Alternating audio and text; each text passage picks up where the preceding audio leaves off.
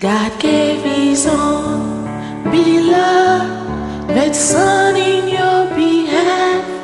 On this account, He wants you to succeed. If He did not withhold the gift of His dear Son, then never doubt He'll give the strength you need. He won't forget the faith and love you've shown.